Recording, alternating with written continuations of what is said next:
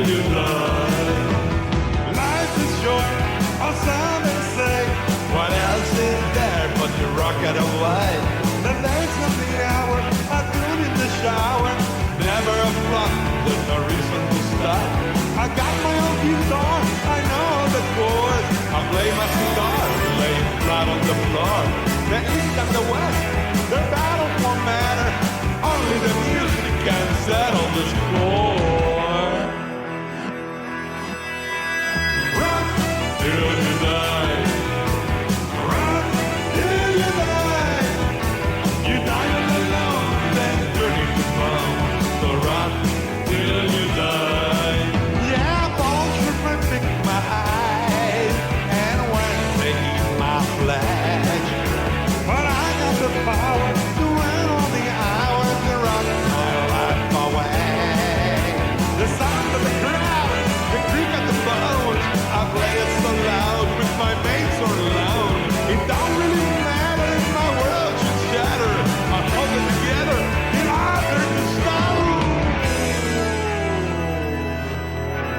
Rock till you die. Rock till you die. You die all alone, then turning to bone. So rock till you die.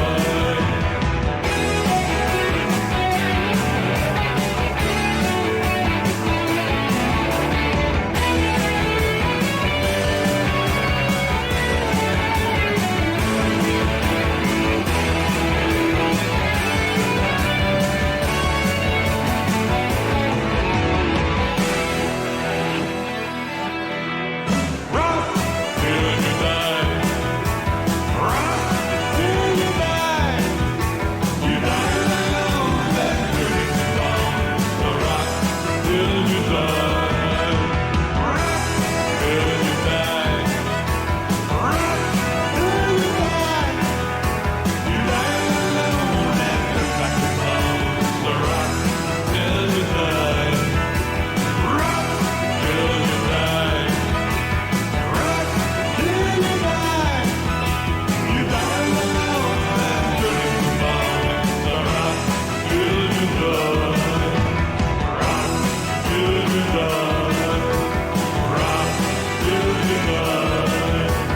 Rock till you die.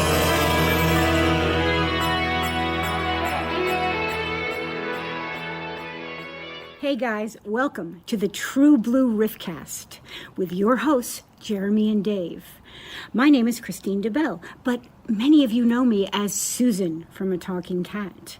And as you know, I have to go and get my cheese puffs out of the oven. So have a great time with Jeremy and Dave. See you soon.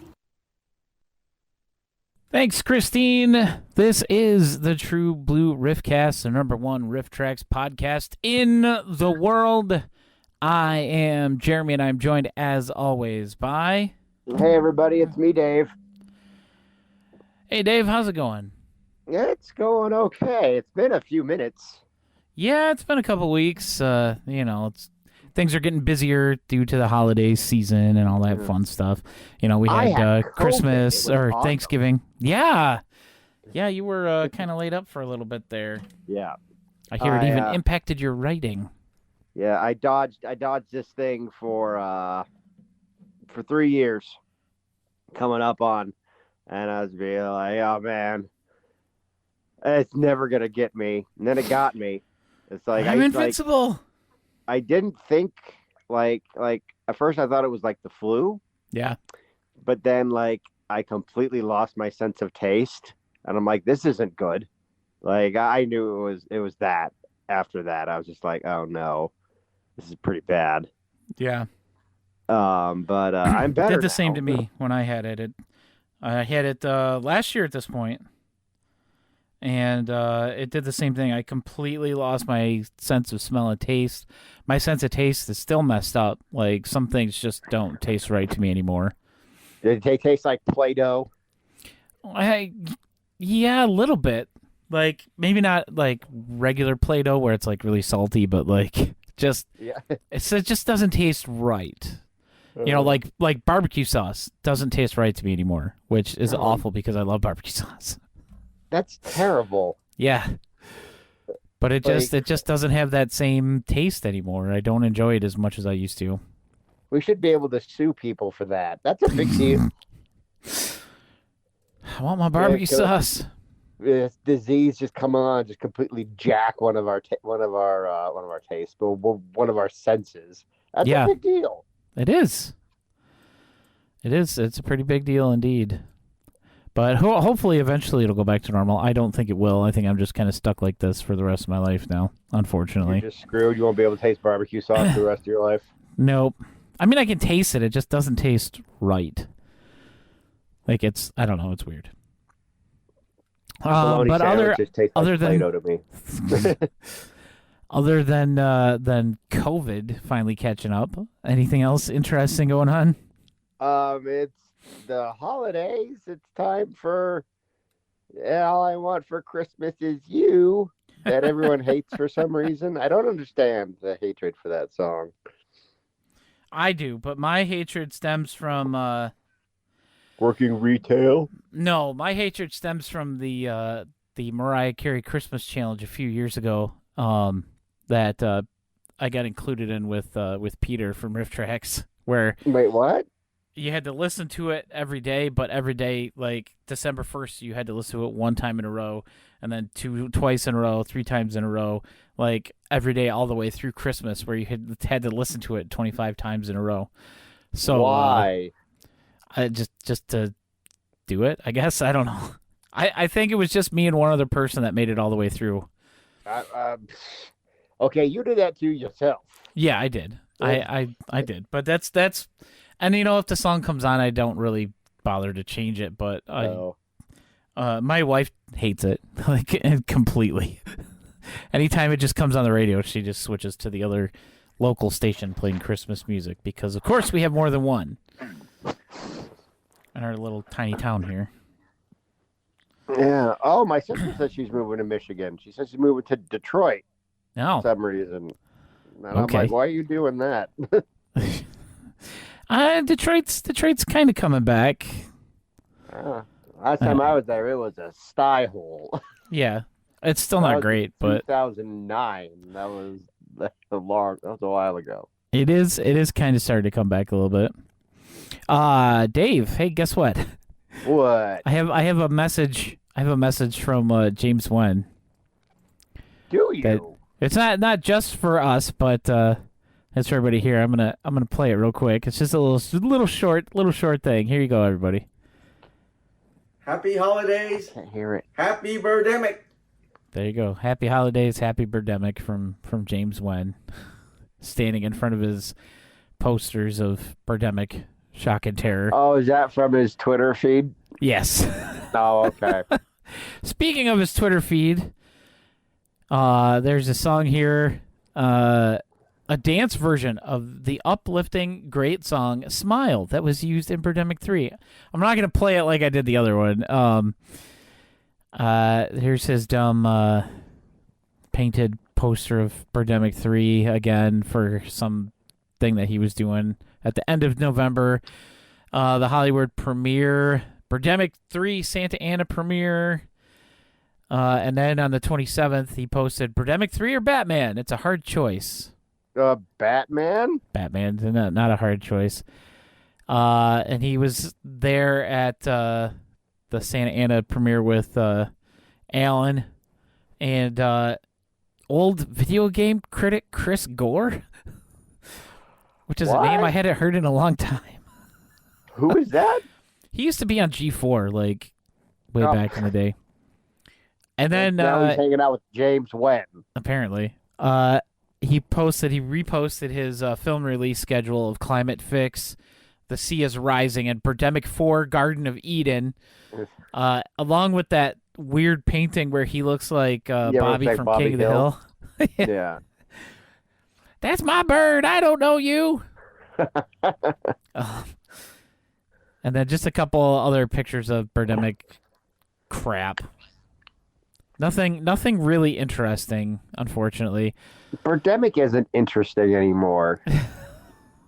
No, it's really not. It's really not. But that's what the hell James Wen's up to. Now we can move on to the weekend box office. And this was post Thanksgiving and during the World Cup. So they actually have that on the thing here. Like, take this into account. The number one movie, of course, still Black Panther: Wakanda Forever. And in a very close second, Black Panther last weekend made $17.5 million. And the number 2 spot was Violent Night, bringing in almost $13.5 million. Is that the one with the guy from Stranger Things? Yes, that's the one with David Harbour as Santa. And if you have not seen that movie yet, people listening and Dave, I highly, highly recommend it. As far as I'm concerned, it's an instant Christmas classic. It's basically a mixture of like every Christmas movie you've ever seen, including Die Hard. Is it going to be worth going to the movie theater for $50 to see it? $50? Jeez. Doesn't even cost that much to go to my movie theater. What's that? It's $9 a ticket at my theater. Oh, well, I mean, you know how it is. Yeah. Disney's Strange World dropped down to 3rd. The Menu moved from 5th up to 4th. And then Devotion, that Korean War movie, is in 5th place. But yeah, Violent Night is outstanding. It was exactly what I wanted it to be, like from the trailers and stuff. Mm-hmm. And then some. There's a particular scene where the little girl, after the family is being held hostage, she escapes up into the attic, and she's talking to Santa on the walkie-talkies, and she's like, "I can set traps like Home Alone," and he's like, "Sure, just don't get caught," because she had just watched Home Alone for the first time like the day before. Like they bring it up early in the movie, and yeah, it's definitely a more realistic, I guess, portrayal of injuries that people would sustain in the Home Alone type thing. But it's way more extreme. I let out a sound when the first injury happened in this Home Alone-ish part of the movie. Lots of people did a Home Alone too. I mean, Home Alone is pretty visceral, man. Yeah, I don't really want to spoil anything, but do you remember in the first one where he like steps on the nail on the basement stairs? Yeah, that's pretty bad. Yeah. It's like that, but worse. Way worse. I don't know. Do you remember in the second one? I don't remember very much about Home Alone 2. I've seen it I think I've seen it maybe twice in my life. But I know that like one of the things that I remember is Kevin's on top of a building. Yeah. And he's taunting Marv and Joe Pesci. Yeah. Harry. And he just like he's not subtle about it at all. He just starts throwing bricks at them. Yeah. Yes, I do. Like that. at it. Just dropping bricks on him. Yeah, it's just like, whoa, that's really bad. Hey, Sweet Lemon something. Thank you for the follow. It's much appreciated. Sorry about that. I got the sound alert, so I had to stop and look.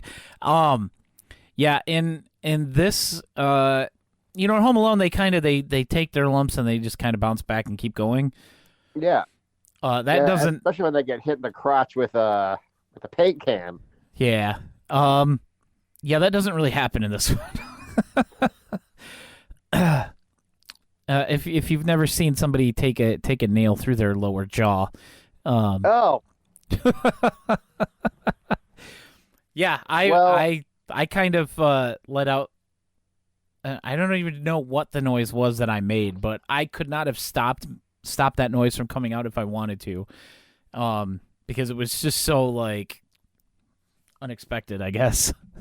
the book I'm writing right now has way worse stuff in it, so I guess that I can't really like it's particularly I had a goal that I wanted to make it particularly gross and violent, and um I just wrote a scene yesterday. Um I don't even know if I can say this out loud on the podcast. So we'll just say Wow. spoilers. No, it's pretty bad. It's like it gets into like some Mortal Kombat like territory, only way worse. Oh, okay. Okay. Yeah. Yeah, there's So, definitely some stuff. well, I won't say what I wrote last night because it's kind of bad and it might be a little too upsetting.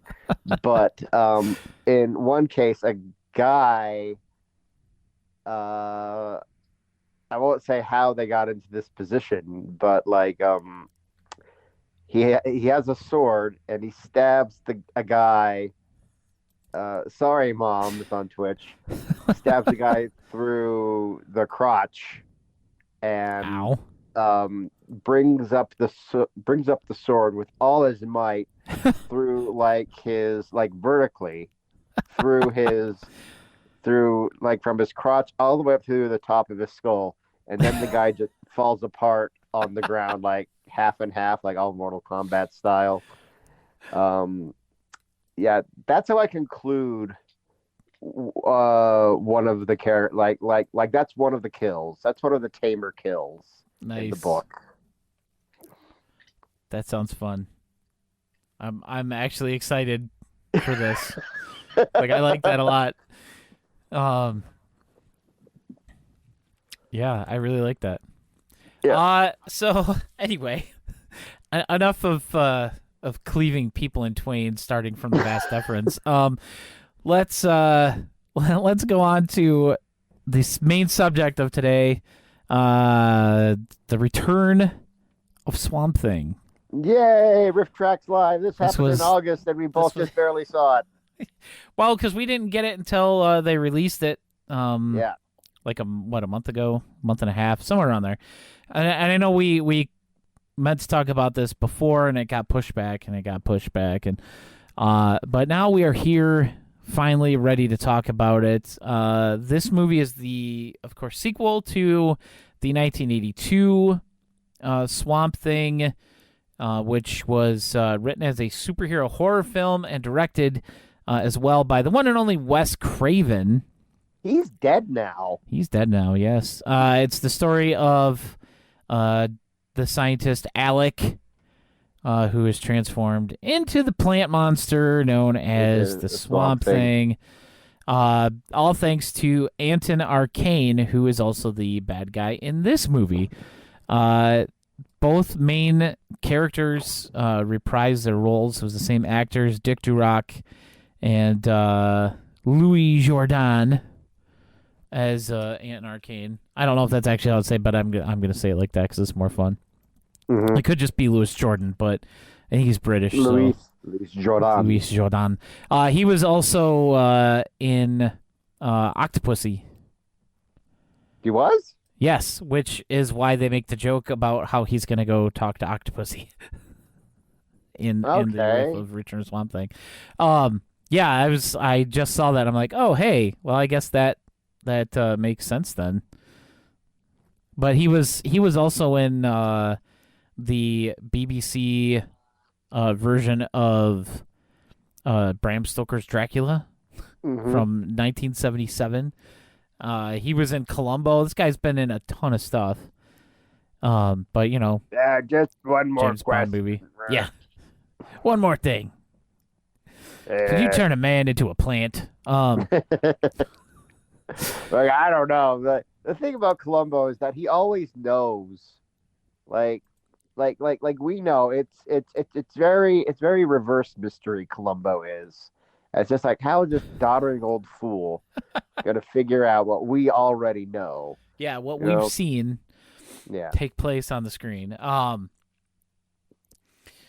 But yeah, this movie got made because the first movie did so well on home video that they're like, oh well, let's make a second one. So this one was made 7 years later, It's definitely a much lighter tone.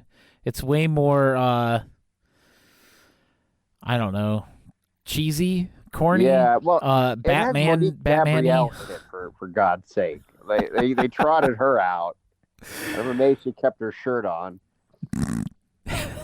Yeah. But they had this one had Heather Locklear in it as the main bad guy's stepdaughter, right? Is that what it was? Yeah, something like that. It's weird. Like this was post T.J. Hooker, but I think it was before Baywatch. I think so. I'll look that up while we're going here. Let's see. But like, I don't know. It just seems like if this was post Baywatch or even during Baywatch, there's no way they could get Heather Locklear. Well, she was on Melrose Place. Wait, what am I thinking? Pamela Anderson? Who's Baywatch? Pamela Anderson. Oh, okay. See? But this was 4 years before Melrose Place, so. I got my '90s blonde bombshells confused. Yeah, it happens. Yeah, Especially once we reach this age. Stupid rock stars. Isn't she married to Richie Sambora? I don't know if she still is. Or was. She was. No, they got divorced in 2007. But she was married to Tommy Lee before that, so. She was? Yeah. From 1986 to 1993, which they do make. I think they make a Tommy Lee joke in Return of Swamp Thing toward the beginning. But yeah, so Return of the Swamp Thing. Dr. Arcane he's trying to. He was resurrected after his death in the first movie. Oh, did he die in the first movie? Yeah. Apparently. Well, let's just say like what it was in that movie Fugitive Rage by RiffTrax about how you could just get shot 6 times at point blank range and be and fine. then just be fine. Yeah. In the next scene. In this movie, he's trying to make like a rejuvenation serum or something. So they're combining genes with swamp creatures and people. And they end up with an army of monsters that they call the Unmen, which is just a terrible name. Yeah. Unmen. This movie wasn't great. Needless it wasn't to say, my favorite. I mean, it had a budget of $3 million, and it made $274,000 in the box office. Bombed so hard. Somehow, it was good enough for them to make a TV series starting the following year that lasted for 3 seasons. It was a USA Network thing. And it was the first season. It was the highest rated show on USA Network. And then they aired it in reruns on Sci-Fi Channel. I believe that was where I saw most of them on reruns at like 2 a.m. while I was at work. But yeah, it was still Dick Durock. They had the same main bad guy, Dr. Anton Arcane, but he was played by somebody else for the TV series. They couldn't bring back Louis Jourdan. Louis Jourdan. Well, I mean, like Louis Jourdan is such a big name. He's not going to do TV. No, and literally, the only thing he's ever done for TV is movies. At least the one where he played Count Dracula was a TV movie for the BBC. But it's the BBC. It's not like it's he did a few TV movies, but not a lot of episodes. A few TV episodes. Who do you think he is? Kevin Spacey? Oh God. Oh, and Frank Welker was the voice of Gigi the Parrot. He's the voice of everything. Yeah, so that's not like an actual surprise. The only thing I'm surprised about with this movie is that it's getting an Ultra HD Blu-ray release in February. Who's doing that? What? Vinegar Syndrome? Probably. Who They knows? MVD Entertainment Group did a Blu-ray of it in 2018. But it doesn't say who's doing the. Well, it might be if I check the footnotes. No, it doesn't really say anything. But they are doing a 4K HD version of this movie. 4K? What 4K? for? 4K the 4K. 4K. This is what the True Blue Riffcast has been reduced to, ladies and gentlemen. 4K. Oh, 4K. Oh man. We should get on Cafe Press and sell that as a T-shirt. I'll make a graphic. 4K. Oh. Hey, Jeremy. Yes. Did you know that when you go up into space, you go up and you're like an astronaut, that you can't like you can only take Mac laptops into space onto like the International Space Station. Do you know why? Apples. Yeah, you know why? God, why? Because I have a feeling. It's dangerous to open up windows in space. Oh man.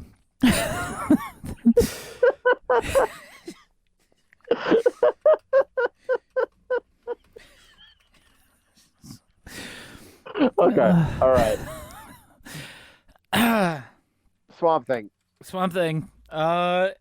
Dave, what would you rate the plot of Swamp Thing? Oh, the plot. Oh, okay. So it's been a minute since I watched it because we were supposed to do this like a month ago. Well, didn't you just like rewatch it earlier? I know. Today? I rewatched it yesterday. Oh no, I didn't rewatch it earlier. Sorry. But I think there are some kids. Oh my God, I and- forgot about the kids. Yeah. So these kids, there's these two friends. One, they keep making jokes that he looks like Chunk from Goonies. Yeah. And he goes over to his buddy's house after his parents leave To look at pornography. to look at porn mags. And then there's like some they like think like some adults are coming home and they're just like throwing all the pornography like everywhere. It's like shoving it under rugs, yeah, throwing it under a recliner. Like they think it's their dad, like his dad coming back home. Like he would just come and knock on the door. Yeah, and and be like, "Why are you looking at pornography?" Yeah, no, it's why the long face guy, like this dude. This unman, whatever, has like this long face and like the mouth is down by around his chest. It's kind of like if Trumpy the alien was like bigger. Yeah. Yeah. So they like run out and Swamp Thing comes up and fights this other creature. And dude, Swamp Thing is like such a DC character. Oh, like, 100%. Like Condiment King. Yeah. He comes in and he's like Superman. Like he doesn't have Superman's powers, obviously. Yeah. But it's very like Golden Age, Silver Age Superman. Like the deep voice. Yeah. Comes in and be like, hello, young children. He fights this guy with, they each pick up like these big metal poles and start like fighting with that. And they're like hitting all these cars, like smash to the windows and stuff while they're dodging attacks.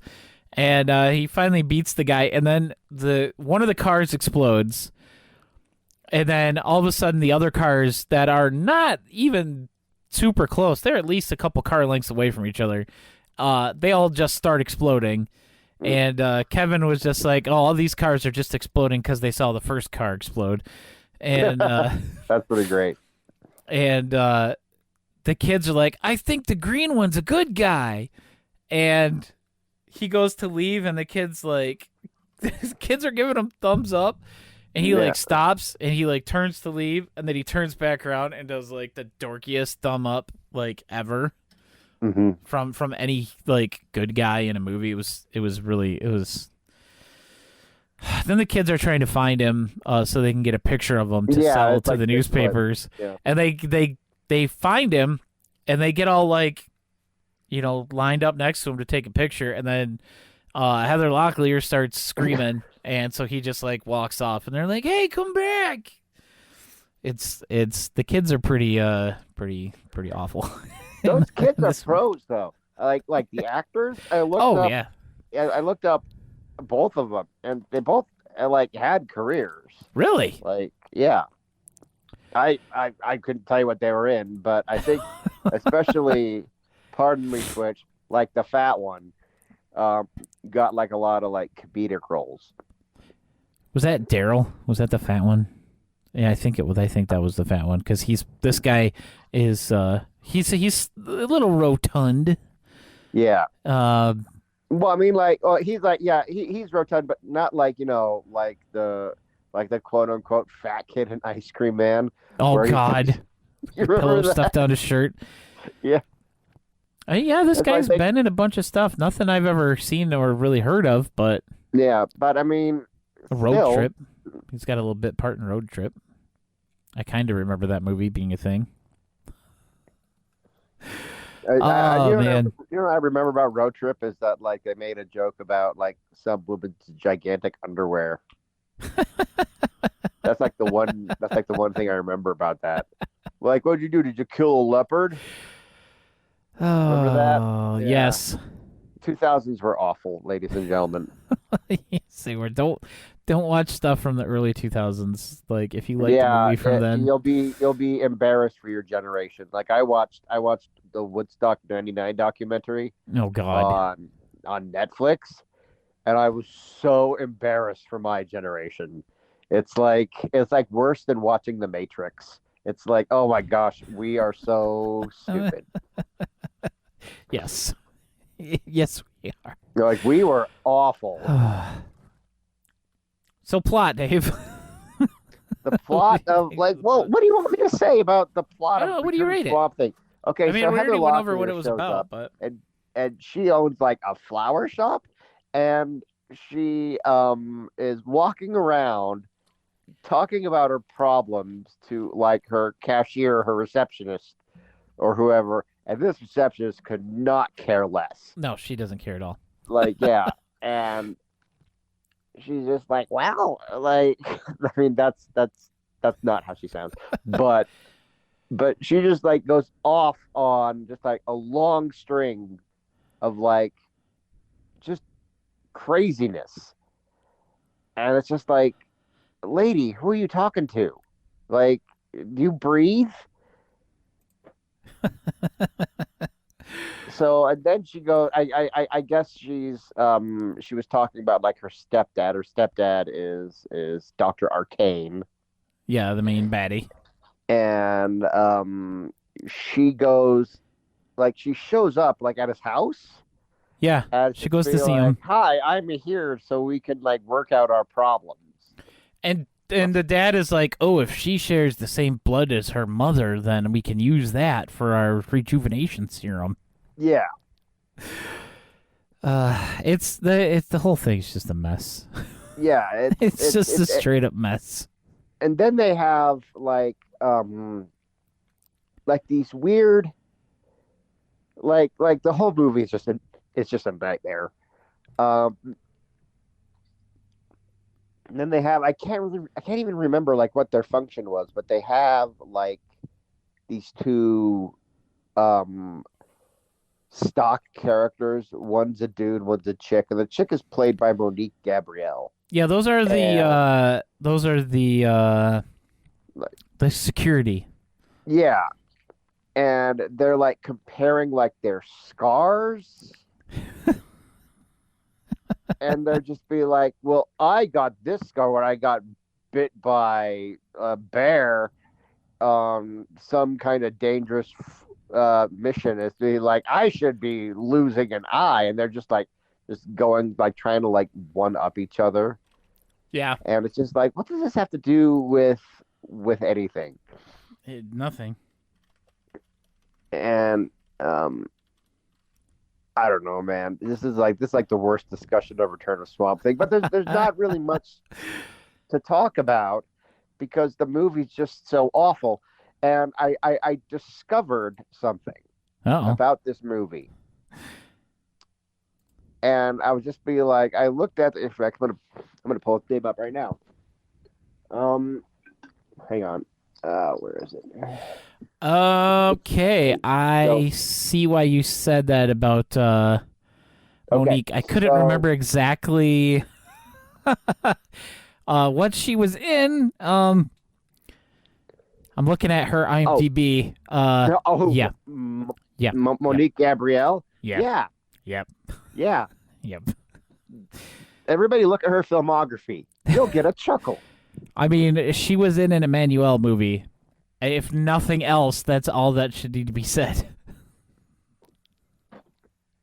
But this is what I discovered about Return of Swamp Thing after the fact, and I couldn't believe it. It was directed by a man named Jim Wynorski. Does that name sound familiar to you at all? It does. Jeremy Pluta? Okay. I'm trying to remember. Hang on, give me a sec. Let me think. I don't know. Keep going. Oh, okay. Okay. He did frequent collaborations with another RiffTrax. I hate that he's become a mainstay, but I guess he is. Fred Olen Ray. Yeah. Okay. Now, Damn it. he co-directed a couple of movies with Fred Olen Ray, including our favorite movie, Oh, Dinosaur God. Island. The director of Return of Swamp Thing co-directed Dinosaur Island, ladies and gentlemen. Holy crap. I'm looking through his movies, just the movies that he's directed. Yeah. He directed I'm pretty sure he's directed pornography. at least if not full on, at least very close. Like Yeah. the softcore stuff. He directed Munchie Strikes Back, which is so bad. Wow, yeah. Yeah, let's see. The Escort 3. I'm not going to say some of these titles on here because it might give me in trouble. Demonetized. Yeah. Cheerleader Massacre. All kinds of stuff. Sleepover boob party. Yeah. I don't know if you were around for this, Dave. I don't think you were. Josh just reminded me of something that we learned about Fred Olen Ray. I don't remember if you were part of this or not. I wasn't part of what? Because I don't remember if it was when I was when we were testing out the Christmas update for RiffTrax the game. But Josh was in with me, and I went to look up Fred Olen Ray's the Christmas movie that he made, Secret Santa or whatever. Yeah. And Fred Olen Ray has a book, at least one book out there. Okay. How to Write the Perfect Christmas TV Movie. You need a book for that? That's the name of the book. How to Write. No, wait a minute. So, are we talking about the Christmas movie that you and I watched together about a dude cheating on his wife, and he goes to Santa's magical Christmas village? Yeah, that's the movie that we were discussing. But he wrote a book called Writing the Perfect Christmas TV Movie. And this is the little I don't even know what to say to that. With over 17 Christmas TV movies to his credit, Emmy What? award-winning filmmaker Fred Olen Ray. Emmy award-winning filmmaker Fred Olen Ray is uniquely qualified to guide hopeful screenwriters through the twisty holiday movie maze. Having written, produced, and or directed such seasonal favorites as A Prince for Christmas, Holiday Road Trip, A Royal Christmas Engagement, and the Chevy Chase comedy A Christmas in Vermont. The author reveals what makes a Christmas TV movie tick from the inside track. Fred Olin Ray wrote this. Yes. He's a perv. Emmy award-winning filmmaker Fred Olin Ray. Who gave that man an Emmy? For what? I don't know. I think we What looked a it up. I coinky already dink. forgot. Page Page 32. 34. 34. Yes. That says, Josh said, so if Dave wants to translate Son of Santa for the TV screen, maybe you get the A book. script exists for it. Oh my gosh. I totally thank you, Josh, for reminding me about that. Because I remember when we found that and I knew I wanted to talk to Dave about it. But yeah, the Christmas movie we're discussing, for those who don't know, we've talked about it a few times before, but it's a movie that he made in like 1990 something. It was never released in the United States. It was released outside of the US, but never released in the actual United States. Wow. Fred Olin Ray has 5 awards and 1 nomination. He won for Outstanding Drama Series The Bay. He won a Daytime Emmy for that. A Daytime Emmy. I don't know how to respond to that. I know this man's work, and like the idea that he's getting Daytime Emmys is just like my brain won't even process it. It just like refuses. It's pretty ridiculous, isn't it? But Like, yeah, I all just- he's been doing lately is made for TV, like Hallmark style Christmas movies. He's still alive? Yeah, he's still making stuff. How old is he? I do not know. That I can't tell you. He's 68 years old. That's it? Yep. That's pretty young, which means he's probably been making movies still for a while. Yeah, probably at least another good 20 years. I mean, Yeah. look at what Roger Corman did or is doing or whatever. I don't know if he alive still or is he dead. Yeah, Roger Corman's alive. He's Okay. still making I can't remember. schlock. So Dave, what do you rate the plot of Swamp Thing? Now we're Swamp kind Thing? of circling back around. I don't know, man. It's not like if it was any good or like memorable, I would remember a lot of it, and I think it's pretty obvious that I don't. Yeah. So like I don't know. It's just like I remember more about the plot of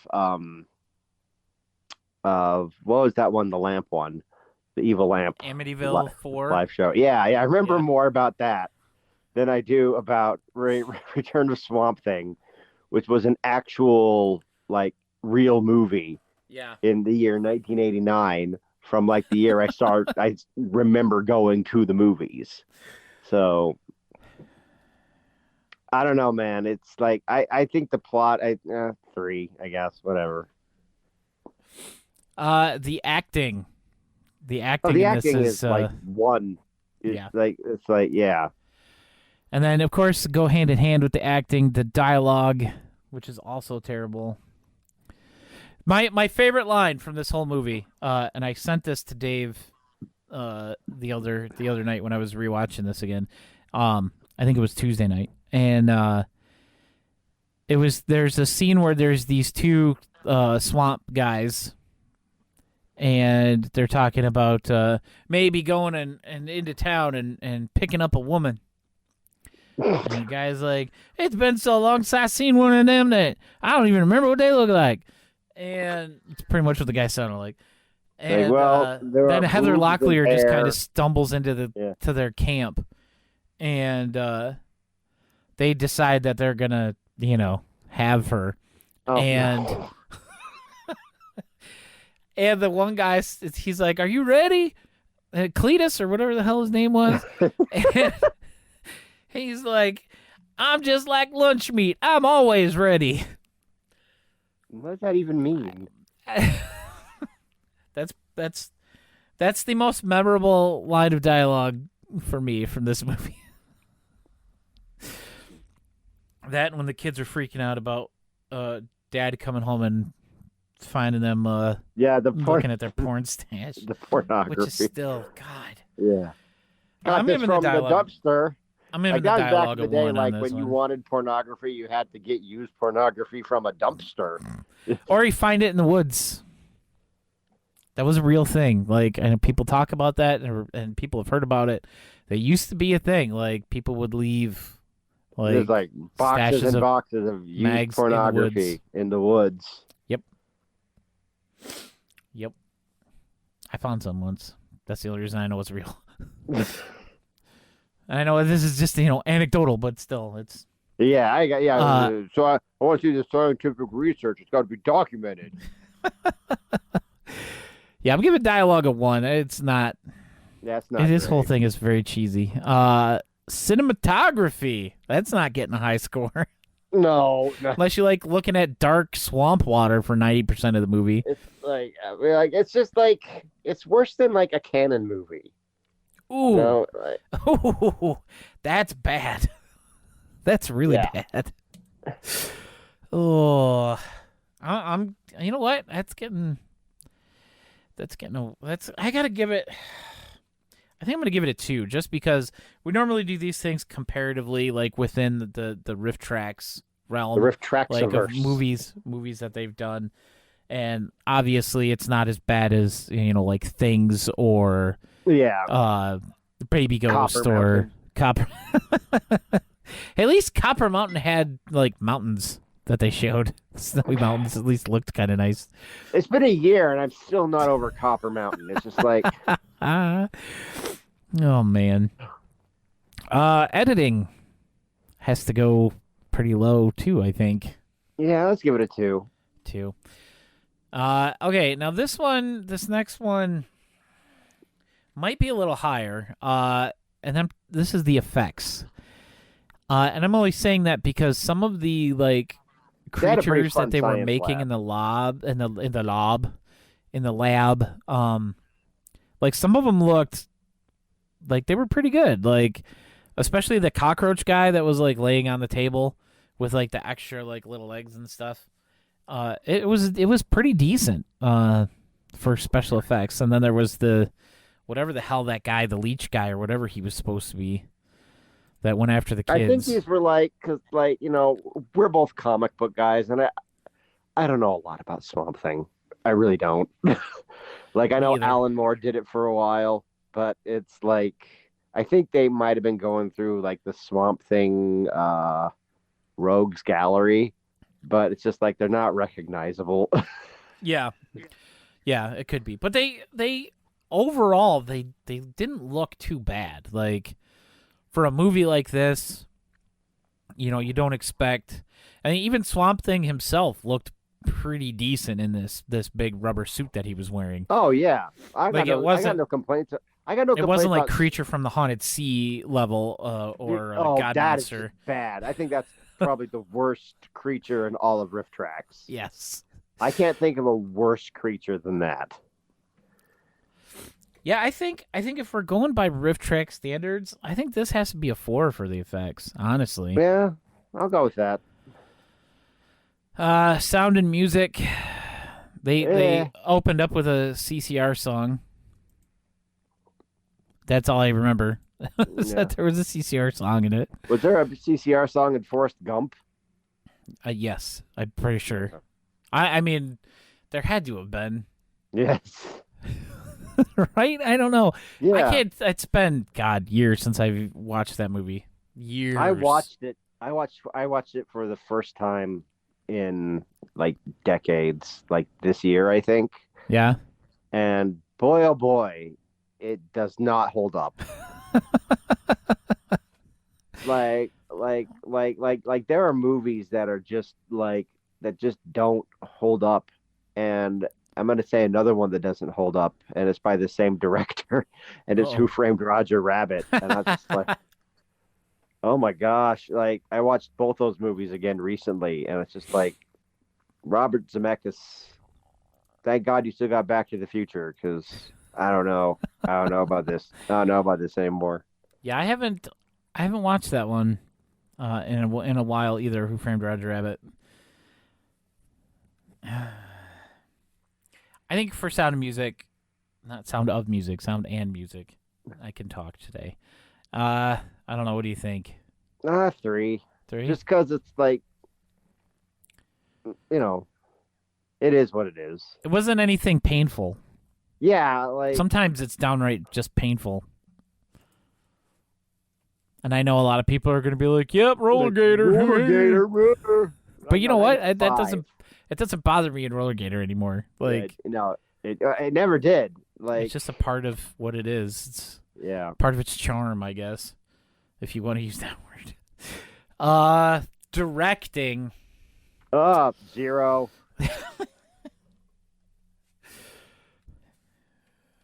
Just because the directing was just because bad. he's the director of Dinosaur Island. It's like you get a big fat 0. Oh, okay. And then our extra category that we put in here. Does this movie have any character or any personality to it? It does, but it's like leeching off the personality of its source material. But like as far as itself goes, I don't know. I'll give it a 3 just because there's way worse stuff out there. Like, yeah, it's not like completely devoid of personality. Something like Things. Well, I mean, Things does have a personality, but it's just like it's awful and bad. What was the one? The one of a hijacked flight. What was that one? Oh yeah, that was like the least remarkable RiffTrax. Yeah, we had Connor Stoke on, and I told him that was the least remarkable. I feel bad saying that was the least remarkable film they ever did. It was Hijacked Flight 385 or something like that. It just looked just like some random Hallmark movie. They decided they wanted to do like 24, and it just didn't work. Yeah. Yeah, and that had yeah, that's right. James Brolin was in it, and he like never stood up once in the movie. What was he in it? Yeah, he was the pilot. What? Oh God, what's his name? Anthony Michael Hall was the terrorist. Oh. Yeah, it was. They didn't have a bunch of other names in it. It didn't like one of the main characters just like die, like at the very end. It wasn't. It was such a boring. Like Ali Sheedy was in it. It just wasn't great, guys. Yeah, it wasn't. If you haven't watched that one, that was a Meg film. That was a Meg film. Was it? Yeah, and I the don't only even reason I know remember. that is because I just Googled the title, which is Hijacked Flight 285, and the whole movie is up on the YouTube channel called The Archive TV, and they actually, if you go to Multicom Entertainment Group's website, they have a link to a page called The Archive, and it's basically all the movies that they have the rights to, and you can just watch them. So I saw that. Michael Gross was in the movie too.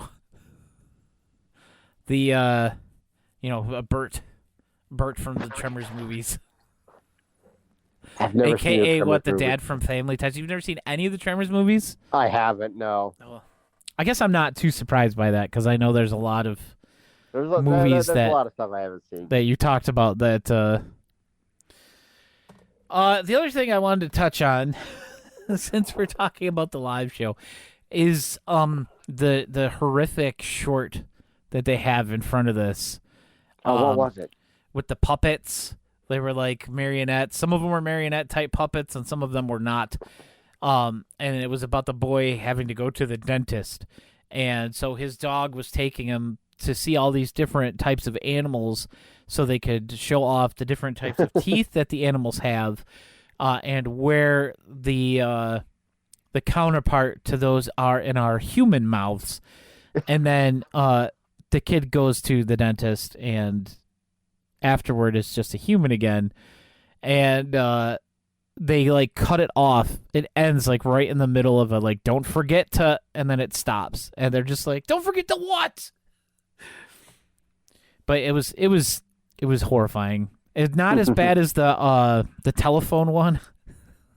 Oh, Adventures in Telezonia. Yeah, that one I still. I like that one. It's creepy though. I didn't say I didn't like it. It was just creepy as hell. Yeah, RiffTrax Live, Return to Swamp Thing. It was a really good show. It was. I think it was worth it. For there only being one. I think this was a pretty worthy choice. I laughed a lot watching it. Like a lot. I don't know if it's just because I needed it or, Don't we because it all was need just. it, though, at this point? Absolutely, absolutely. I'm hoping that we might get 2 next year at least. I hope we get. More I hope we than get 2. one. Yeah. I understand. I need that completely in my why they're life not doing here. it, but yeah, the live shows are the best, and Yeah. like I've never once been let down by a understand- live show. I understand that we're not going to get 4 a year anymore. Right. It's like we lived through the golden age of RiffTrax Live. Yeah, Yeah. I think 2 is going to be the max that we ever get, honestly, from now on.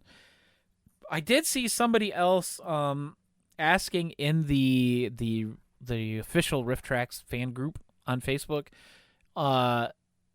asking for a Roller Gator live show. So it's not just us. There's other people who would like a Roller Gator RiffTrax live show. They're never going to do that. Probably not, but it's not just we're not the only 2 hoping for it.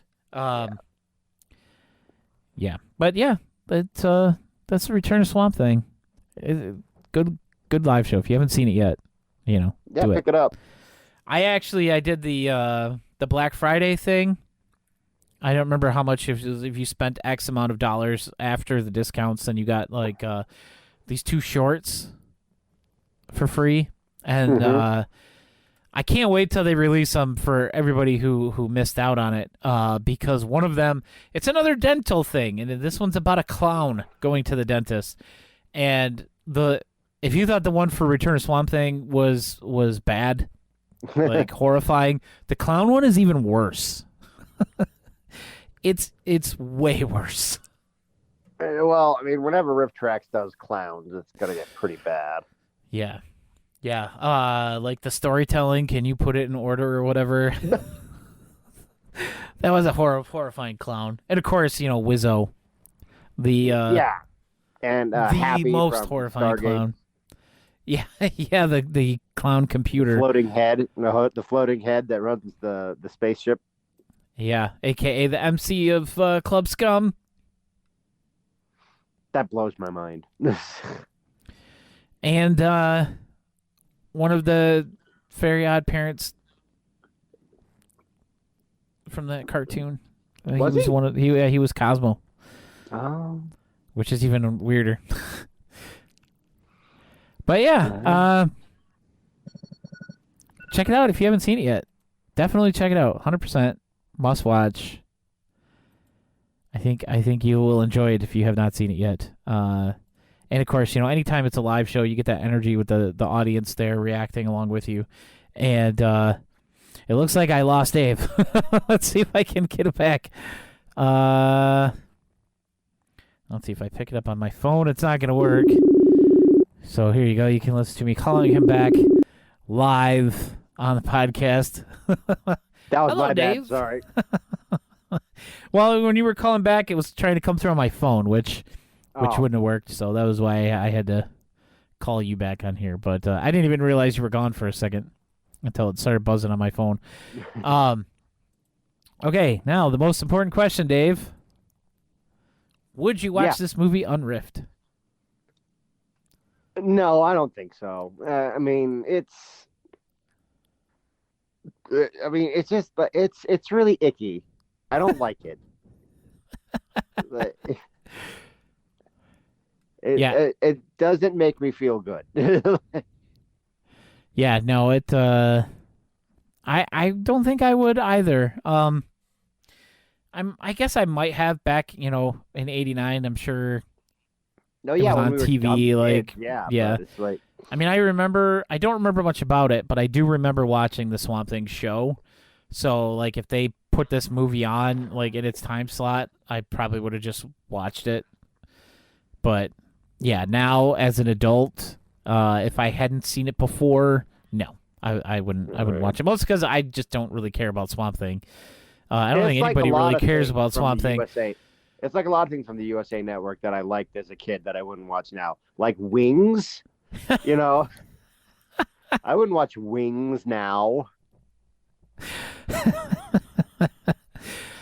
The only thing I remember, I remember the characters and everything. That the only story point that I remember, was they, were flying to or from Rock Springs, Wyoming, which was the town I used to live in. Yeah, I used to live there, so like that kind of like, oh, Rock Springs. That's not the place that you would expect to ever hear about on television. You used to live in Rock Springs? Yeah, for about 2 years. Why? My stepdad used to get like transferred all over the place. Oh, So we lived in Kentucky for a couple years, and then it was Rock Springs, and then Indiana. I mean, I'm not there Illinois. frequently, but I'm there enough. I know Rock Springs. It's just I've never. You don't strike me as a guy who would even know that Rock Springs existed. That's only because I lived there. That's the only reason I knew it existed. Yeah, I keep telling my wife. I keep joking that I want to move back there. My Because brother. it's quiet. My brother lives in Las Cruces, New Mexico. Oh man. But yeah, I think that's probably about it for the podcast today. Well, what are we doing definitely next went time? we definitely went a little off base. Hey, well, we were talking about Return of Swamp Thing. I mean, it's not much. Hey, I There's think not much. Amazingly, there's not much to work with there. yeah, the only other thing to mention about Swamp Thing is the fact that it had a failed show on the DC streaming thing, which, to be fair, everything on there failed. Yeah. Just because the whole DC streaming thing was an awful idea from conception, and then when HBO bought it, or they merged with HBO, it just kind of like killed everything, just like they're doing now with the whole Discovery merger, and killing everything else. I mean, see the Batgirl. I mean, this is months old news, but they like some executive at Warner Brothers saw the Batgirl movie with Michael Keaton and said, nobody can ever see this. It was like a $90 million movie, and they just like canceled it. Yeah, they actually made the whole thing, and then they're just like, never mind. Apparently, it was that bad. Gross. I like, if you already paid everything for it, it's already paid for, it's already completed, just put it up and let people make fun of it at this point. Here's the thing, and I don't think I'm talking out of turn when I say this, but it was an issue where one of the main sticking points I heard was that they kill Michael Keaton in it. Oh, really? Yeah, and he like hands off the bat mantle to Batgirl, and they were just like, no. You cannot do that. Yeah, that's not good. That's upsetting. That's not good. That's not good at all. Yeah. I Isn't did that not. upsetting? Isn't that just like, no, you can't do that? Yeah, that's not great. Like, at all. Why would you do that? Like, literally, why would you do that? I don't know. That's awful. That's completely awful. And on that note, Yeah. we're sign off. We're gonna say adieu for now. But if you like the podcast, if you like what you heard, and you want to support us or can support us, there's a few different ways you can do that. The first and foremost way to do that would be to drop a follow right here on Twitch if you're watching this live. If not, come to Twitch, find the link on our social, on our the podcast Twitter account at TBRiffCast. Drop a follow. Make sure to turn your notifications on so you know when we go live, so you don't miss a show. Or you can, drop some bits or a subscription or anything like that on Twitch. You can go to patreon.com/TrueBlueRiffCast, and you can throw a couple dollars our way over there if you feel like it or if you can. If not, don't worry about it, because we don't really care one way or the other. We're just doing this because we enjoy it. And, we just do it basically on our free time, if we have free time. Getting far and few between right now, but after the Christmas season, things will go back to normal, and we should have a more normal schedule once again. You can follow the podcast, like I said, on Twitter at TBRiffCast, and you can follow me over there as well for as long as Twitter's actually a thing, at PB and Awesome. It ain't going nowhere. And you can follow me, Dave Chadwick, at D Chadwick Author over there on Twitter. I'm going to try to be a little bit more active there. Check out all my audiobooks on Audible, including Son of Santa, narrated by the lovely Colette Thomas. And the rest of them, just go to audible.com and search Dave Chadwick, and they'll all pop up. And get all my books on Amazon. And that's it. All right. And I think we're gonna. Well, let's see who's on right now. Let's see if there's anybody on that we can go visit. I have to find my adapter. Oh, okay. All right. It got disconnected from the computer. I don't know where it is. We wanted to play the game today. We will play it next time. Yeah, for sure, because I really want to play that the Christmas update. I really like how they did it. They made it so it's. Well, you can either play games with the Christmas stuff added. You can have none of the Christmas stuff, or you can have only the Christmas stuff. Like, it's all options in the menu. They did a really good job with that. Take but that, all you humbugs. We're gonna drop a raid over on RiffTrax. But yeah, until next time, guys. This has been the True Blue Riffcast, and stay safe out there. I'll see you later. Rock Day Night.